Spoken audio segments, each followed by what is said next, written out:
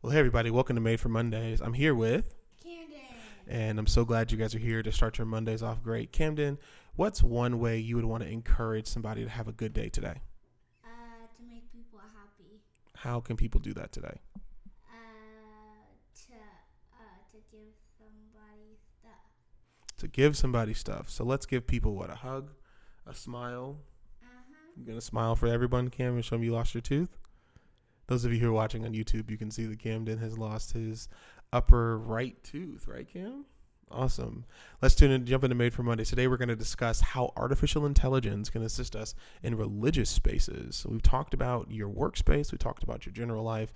Today, now we're going to jump into my wheelhouse, which is religious spaces, and I'm so excited to do so today. So let's get into Made for Mondays. Remember, you own your Mondays. Mondays don't own you. So let's see how AI can assist us in religious spaces. Well, hey, Made for Mondays listeners, Justin here. I'm on here to give a shameless plug about, my book. I wrote a book called Necessary Endings, and this book is simply a book detailing, it's called Some Things Need to Die for You to Live.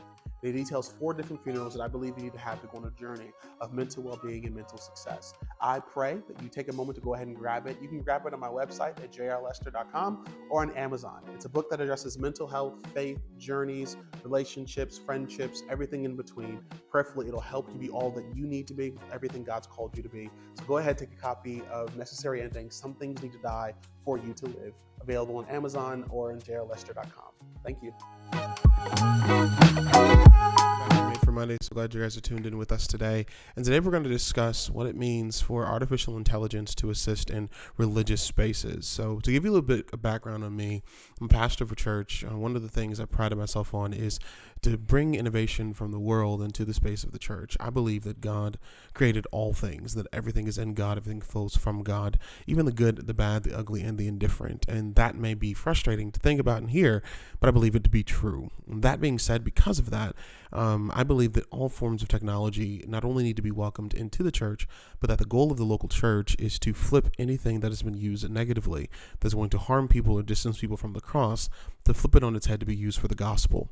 I believe artificial intelligence, as much fear as we have about it, and as much worry as I've seen in the world of artificial intelligence, I believe it can be used for the betterment of our communities, namely our religious spaces. So today, I want to take a couple of minutes to talk about and engage with how AI and the church can actually work together. Now, first of all, let's define artificial intelligence. Artificial intelligence, we believe, is a branch of computer science that focuses on creating machines that can perform tasks that normally require human intelligence, such as learning, problem solving, and decision making. AI uses algorithm and statistical models to analyze large amounts of data, recognize patterns, and make predictions or decisions based upon that data. So with that, AI, literally, what ChatGPT and all these other things, Wonder AI, all these different things are doing is taking data that's already been out in the world, combining it together, and then producing something to you. That's all it's doing. So everything AI gives is something we've already done, which is why we talk about ethics. It's not AI's fault that it's biased. We are. It's not AI's fault that it has ridiculous assumptions about people. We gave it the information. It's simply searching the internet, our emails, our text history, our search histories. It's literally just analyzing all the data we have given the world, put it together, and it utilizes it to produce something. And what it does is it makes assumptions. And we talked about that earlier in our earlier podcast. So let's get to how it works with the local church. So if AI is going to assist our businesses, if AI is going to assist us as leaders, if AI is going to assist us in the medical profession, if AI is going to assist students and professors and teachers, and if AI is going to assist and be predictive in so many different things, I believe the same thing can happen with the local church. One of the reasons I believe we want artificial intelligence so much is that we want something that is bigger than us, that we can't see, that can answer questions. It sounds a lot like the way that some of us see God or the divine, right? That we see God as the Father, that is one who has all the answers. We can't see. Certain people understand. Certain people hear and discern. We have all this data called the Bible that we are given, and now we're trying to make predictions based upon what the scriptures say, and do they apply, and does this work, and what does the scriptures say about this, and what do the scriptures say about that? And I believe that very same thing shows us why we want Santa Claus so bad. We want someone we can't see to give us answers, to give us gifts. We want something we can't see to give us answers. And one of the main issues I've seen that I can see with artificial intelligence when it comes to a local church is treating AI like it's God. It's not, but it can be used to enhance our picture and vision of God. AI isn't God, but it can be used to enhance our experiences with Him. So let's talk about some ways that I believe we can use it in the local church. Number one, chatbots for pastoral care. We're actually adding this in my own congregation. The chatbots are computer programs. You see this a lot with different, like across the seas, across the ocean, companies from the United States and people from across the ocean coming to the United States as well, using these chatbots to have conversations in different languages as predictive models where you say certain things that can answer certain questions and lead to a certain end, that these chatbots literally make predictions for you. It has conversations with the users so that you don't actually need as many people. So I believe these chatbots for pastoral care give you an opportunity, pastors, to provide pastoral care, like responding to prayer requests, answering simple questions about faith, so that you have predictive things already built into your church that when someone asks a question, you can automatically answer. Like, what about faith? What does your church believe about this? What does your church believe about that? What does your church believe about Jesus? I believe it's very simple to already have those predictive models there, so when someone asks the question, you can answer it without having to call the church, set up a meeting, sit down, have a conversation. You can give the data right there, because people aren't going to read our websites for all the things we say, what's in our covenant, what's in our belief system, what's in our bylaws. So to have a chatbot system that answers that question actually makes it a lot simpler, not only for guests but for people. And then if they need to access someone, they can access us. But the cool thing is that's 24/7. It's not just a one-time thing. It's 24/7 piece. Secondly, automated translations. As we see, we live in a world that's a melting pot, right? We have people coming from all across the world, coming to our churches, coming to our live streams. And this AI-powered tool infused into our live streams, infused to our websites, automatically translates our stuff to bridge translation barriers in religious spaces.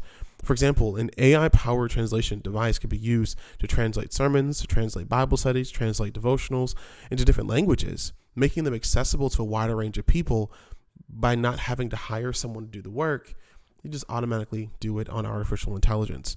And seeing that most churches are under 200 members, but seeing how diverse our world is getting, I think we're going to need to be able to utilize some of these tools to still build the kingdom without having to sacrifice a budget that seems to be getting slimmer and slimmer, especially in the midst of what we feel in inflation and recession, although I truly believe there's no recession in the kingdom of God.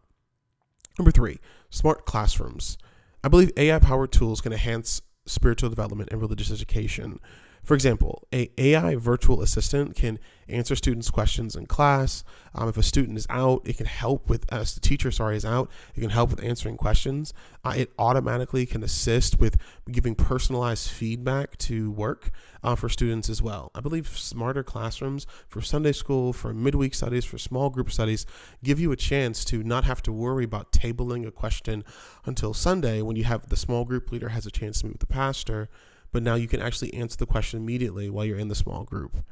Number 4, predictive analytics for church growth. See, AI is predictive. It knows the community you're in. If you give it your website, it can see your website, can see your social media. It's predictive. It can predict patterns of growth and patterns of decline in your giving, in your attendance. This can help you make informed decisions about how to allocate your resources, how to plan for the future, and just to give you a framework, not to give you the exact, but to give you a framework. I'm not saying that AI is going to tell you exactly how to grow your church. It's not on the ground. It's not real. But it can give you some predictive people, some predictive spaces. So be sure to be specific in the questions you ask it, so that when you inquire upon artificial intelligence, it can give you some really sound advice as to how to navigate the next season of your church. And then lastly, can customize worship experiences.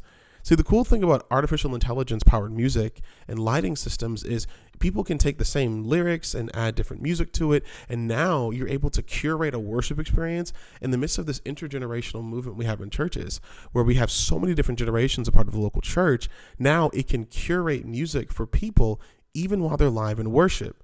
Or it can curate lighting systems as well to automatically adjust tempo, automatically adjust style of music, automatically adjust lighting systems. So it'll alleviate some of the worship wars we have going on in church right now, some of the fear we have of change in church, by actually having the word, the gospel go forth, and just changing whether or not it's an organ or a guitar behind it.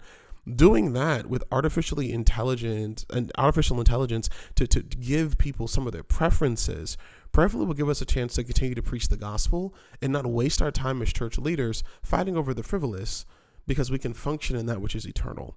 And I believe that's how artificial intelligence can come together. So I truly believe that AI has potential to enhance and support religious spaces. And those of you listening to this, and maybe you're an educator or you're in the education field, also I believe can help you in a variety of ways as well. It can do things all the way from pastoral care to predictive patterns of growth, but we have to use it in such a way that always honors our values and missions in our communities, and to ensure it doesn't replace the human interaction, because the goal is to be known because Christ knows us first, right? To have an everyday relationship with Jesus. Artificial intelligence can enhance our experiences, but it's not the goal of it is not to replace who God is. So hope that's helpful for you. Hope that's something that you can take into this week to even consider in your church some areas where AI may be able to help. Take a moment to play around with some of the tools you see. One of the things that personally helped me was I put into Wonder AI what my community may look like in 20 years. And it showed us some things that I actually took to leaders in our community and said, listen, there's some changes we need to make, because if computer-generated analytics can take a look at our community and say in 20 years it can look like this, and we look like this, something's got to meet in the middle, because something is possible here that even computers say is possible, that I'm not going to let politics get in the way of. There's ways we can use this as a way to actually change communities and not hold us hostage. So I hope this is helpful to you. And next week, we're going to talk about ethics behind this. And we're going to engage in can we merge a Christian love ethic in light of Howard Thurman's mysticism and bring that together with ethics and artificial intelligence. So next week's going to be a lot of fun as we continue our journey with artificial intelligence here on Made for Mondays. Will you say our affirmations with me? Say, I am me. I can be me. No one will stop me from being me. You are made for this. You're made for Mondays. Mondays don't own you. You own your Mondays. Now go and win the day. It's waiting for you to go destroy it. Have a great day.